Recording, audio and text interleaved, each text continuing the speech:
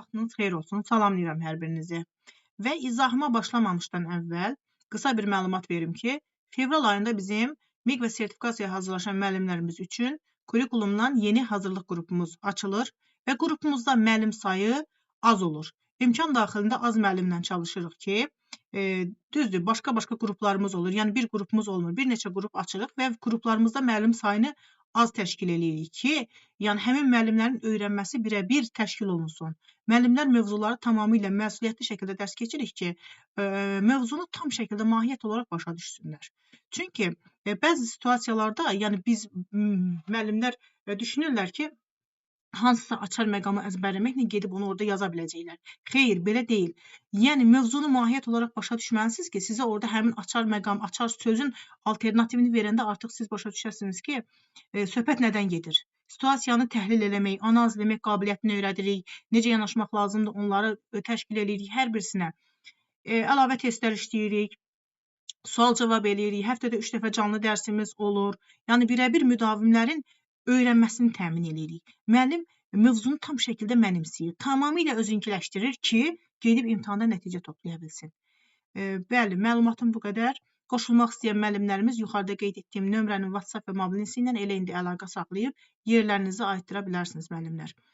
Və bugün sizlər üçün taksonomiya mövzusundan idraki sahədən danışacağım müəllimlər. Baxın, bu idraki sahə hər il MİQ-də və yaxud sertifikasiya imtahanı olsun, bir və ya iki sualınız minimum deyirəm, minimum bu sahələrdən düşür. İllərlə düşübdür, inşallah bu ildə düşər.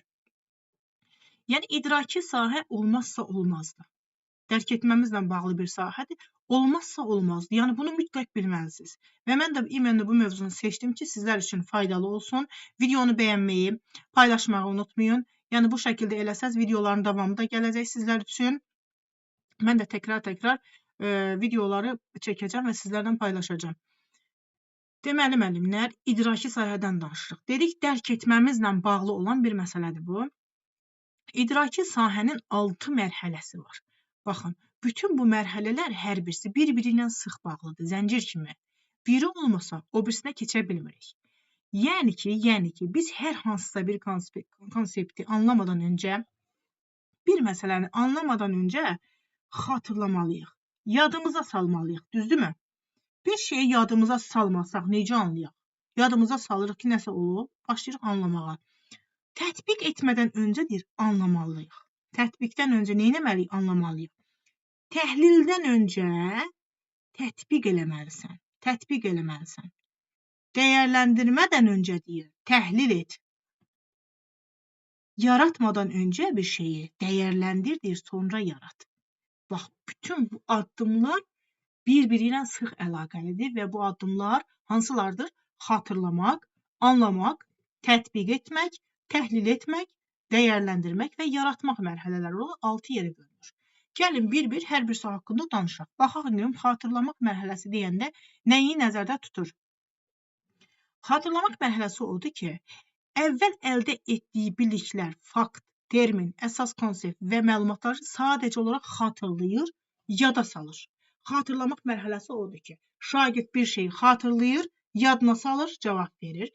Faktoloji biliklə sıx bağlıdır. Faktiki bazada olan biliklərdir. Sadəcə yadına salacaq. Misal üçün, sual verirəm şagirdə ki, Çaldıran döyüşü neçənci ildə olub? Şagird xatırlayıb, yadına salıb, mənə cavab verəcək. Və yaxud digər tarixi bir fakt olsun. Sual verəcəm, şagird cavab verəcək. Düzdürmü? Sifətin neçə dərəcəsi var? Deyəcək ki, bunlardır. Kubun neçə tili var? Şagird yadına salacaq, mənə deyəcək. Yəni, burada şagird ekstra bir şey eləmir. Sadəcə xatırlayır, yadına salır. Və salam, hazır məlumatlardır. Xatırlayırıq, yada salırıq. Qutardı, getdi. Sonra, burada açar məqamlar yazmışam, amma oturub bunları əzbərləmirsiniz. Yəni, bunları mahiyyət olaraq başa düşün ki, yəni, seçmək, müəyyənləşdirmək, tapmaq, adlandırmaq, tərif vermək, tanımaq, yada salmaq, təkrarlamaq, sıralamaq, xatırlamaq, bunlar hamısı faktiki biliklərdir. Faktlara əsasən bunları eləyirik, düzdürmü? Yəni, xatırlayırıq, sadəcə yada salırıq. Burada başqa bir şey yoxdur, oturub əzbərləyəcəyiniz bir şey yoxdur. Xatırlamaq mərhələsi xatırlayır, yadına salır və salın. Budur. Gəldik anlamaq mərhələsinə. Anlamaq mərhələsi nədir müəllimlər? Bir şeyi anlamaq, qavramaq, başa düşmək, düzdürmü? Bu mərhələdə əsasən konseptual biliklə əlaqəlidir. Yəni konseptual bilikdə də var idi, düzdürmü? Qavramaq, konseptual bilik, bir də mən deyərdim ki, məntiqi təfəkkür var burada. Məntiqi təfəkkür var. Məlumatın müxtəlif formada təqdim edilməsi, izahat verilməsi. Bax, bir şeyi, bir məlumatı, hansısa bir məlumatı təqdim etmək üçün məndə nə baş verməlidir? Bax, bunu təqdimat aparmaq üçün mən bir şeyi anlamalıyam da, düzdürmü? Anlamasam necə təqdimat apara bilərəm ki? Qavramasam necə təqdimat edə bilərəm? Heç bir şəkildə. İzah vermək üçün, hansısa bir məsələnin izahını vermək üçün mən həmin məsələni anlamalıyam. Nəticə çıxarmaq üçün də anlamalıyam. Bir şeyi ümumiləşdirmək üçün də anlamalıyam. Qruplaşdırmaq üçün də anlamalıyam. Düzdürmü? Baxın, anlamaq mərhələsi budur. Anlayan insan bütün bunların hər birisini edə bilir. Testlərdə, situasiyalarda da baxanda görəcəksiniz ki, şagird müəllimin verdiyi sözləri qruplaşdırdı. Mətndən oxuduğu sözləri hansı nitq hissələrinə aid olduqlarını qruplaşdırdı, dəftərlərinə yazdı. Artıq qruplaşdıra bilirsə, şagird anlayıbdı demək ki. Ümumiləşdirdi, öz sözləri ilə danışdı, interpretasiya etdi. Bax, bu hamısı anlamaq mərhələsidir. Bir şeyi insan anlayanda bunları eləyə bilir. Anlamayan insan eləyə bilmir. Bax, bu şəkildə yanaşacaqsınız. Bir də burada müəllimlər, incə bir məqam var. Düstura əsasən məsələ həlli var. Düstura əsasən məsələ həlli anlamaq mərhələsidir. Bu tətbiq mərhələsi deyil. Nədir? Düstura əsasən məsələ həlli. Testlərdə qarşınıza çıxa bilər. Düstura əsasən məsələ həlli anlamaq mərhələsinə aiddir. Yaxşımı? Açar məqamlar yazmışam bura. Yəni, bunu oturub bir-bir əzbərləməyin. Məsələn, müqayisə etmək, açar məqam kimi bunu əzbərləmək lazım deyil. Müqayisə etmək üçün bir şeyi anlamaq lazımdır. Öz sözlərinlə demək üçün sən bunu başa düşməlisən, anlamalısan. Öz məhsulun olmalıdır, düzdürmü? Bax, bu şəkildə yanaşsaq, inanın ki, testlərdə yazacaqsınız.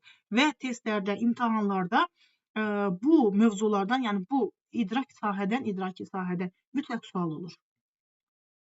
Və hər hansısa bir məlumatı digər formaya çevirə bilir. Necə çevirə bilir? Anlayıbdır, ümumiləşdiribdir beynində, hansısa bir məsələ başqa bir formaya çevirə bilir. Çevirə bilir də, çünki öz məhsuludur. Yəni, bir növ burada deduksiya var. Ümumi konsept və prinsiplərdən xüsusi nümunələrə gedə bilir, yəni xüsusi bir nəticəyə gedə bilir. Yaxşımı? Anlamaq mərhələsi budur. Və salam, bir də burada oxşar və fərqli cəhətlərin tapılması var, müəyyənləşdirilməsi var. Yəni, oxşar və fərqlini tapmaq bir də harada var idi? Oxşar və fərqli cəhətlərin ümumiləşdirilməsi var idi. Haradaydı? Konseptual və məntiqi. Konseptual bilik, məntiqi təfəkkürdə var idi. Düzdürmü? Bunu bilmək üçün də bir şeyi anlamaq lazımdır. Faktiki biliklərimizdən yeni bilik ərsəyə gətirirdik. Bu bizim konseptual biliyimiz idi. Faktiki bilik o idi ki, məsəl üçün oxşar və fərqli cəhətlərini, Azərbaycan və Türkiyə idarəetmə formalarını mən bilirəm və bunların oxşar və fərqli cəhətlərini izah edə bilirəm, ümumiləşdirə bilirəm. Bu mənim artıq anlamaq mərhələsi. Deməli, mən anlamışam. Anlamasam bunu eləyə bilmərəm. Yaxşımı? Keçdik 3-cü mərhələmiz olan tətbiq mərhələsinə. Tətbiq nədir? Biliklərin tətbiqidir, icrasıdır. Yəni, bildiyimiz bir şeyi icra edirik.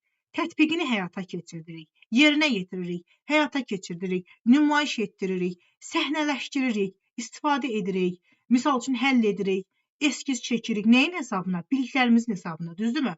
Cədvəl tərtib edirik. Nəyin hesabına? Biliklərimizin hesabına. Nəyisə sınaqdan keçirmək. Bax, bunlar hamısı tətbiq mərhələsidir. Məsəl üçün, keçirilmişlər əsasında layihə hazırlamaq var burada. Nəyinsə əsasında keçirilənlər əsasında layihə hazırlamaq birbaşa tətbiqdir. Tətbiqdir. Yaxşımı?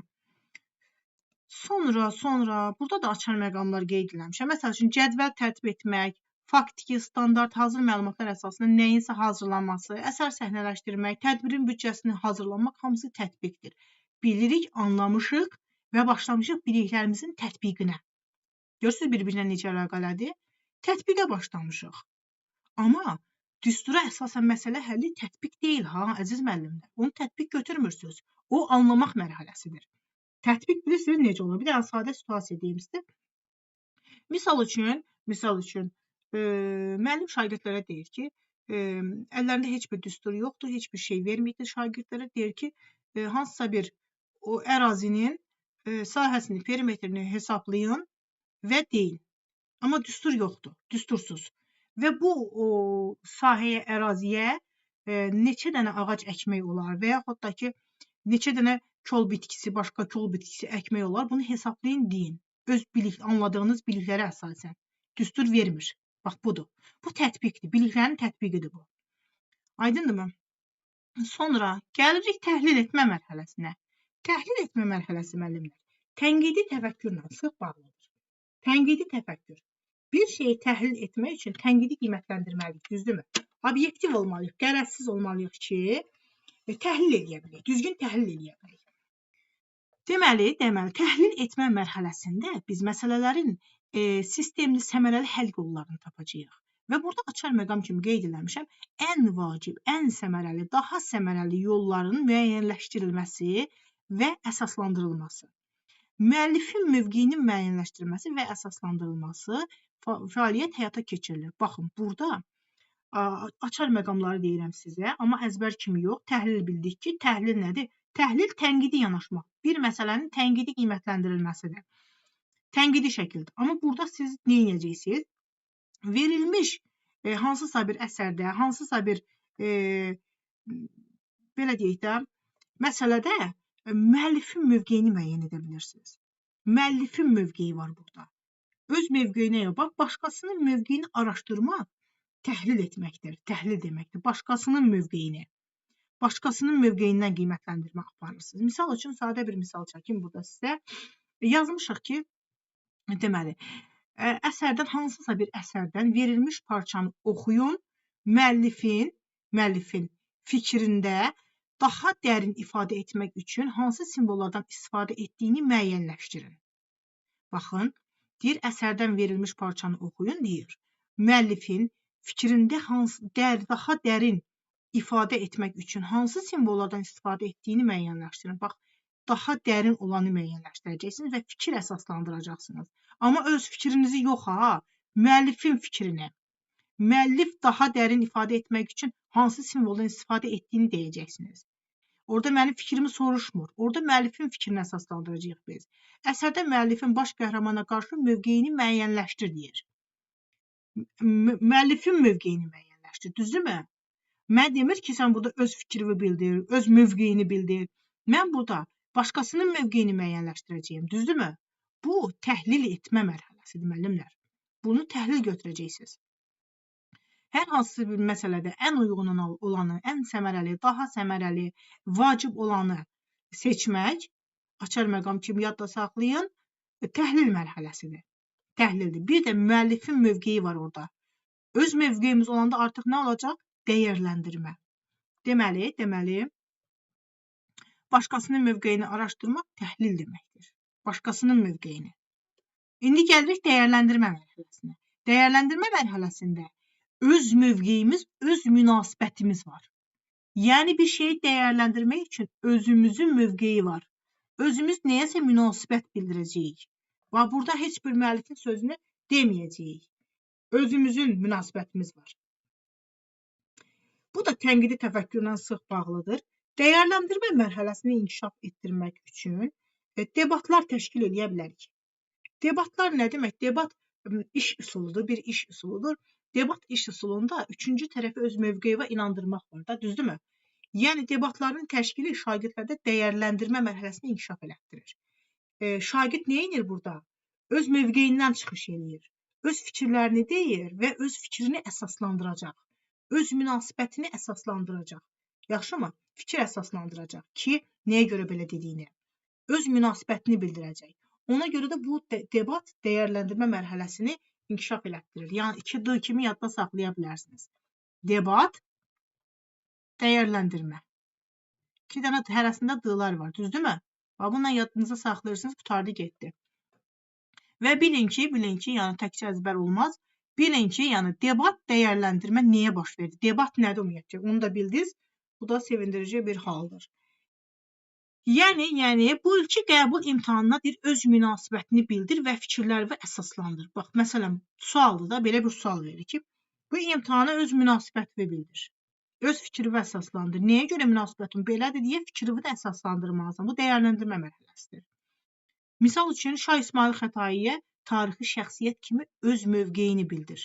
Yəni, sənin fikrin soruşulur burada. Öz mövqeyini bildirməlisən ki, necə bir şəxsiyyət olubdur, kim olubdur, nəçə olubdur, hansı işləri görüb, sənin onun tarixi şəxsiyyət kimi ona qarşı münasibətin necədir? Bax, bu dəyərləndirmədir. Yaxşımı müəllimlər? Öz mövqeyimiz dəyərləndirmədir, başqasının mövqeyini təhlil etmə götürürük. Gəldik yaratmaq mərhələsinə. Sonuncu mərhələ yaratmaq mərhələsidir.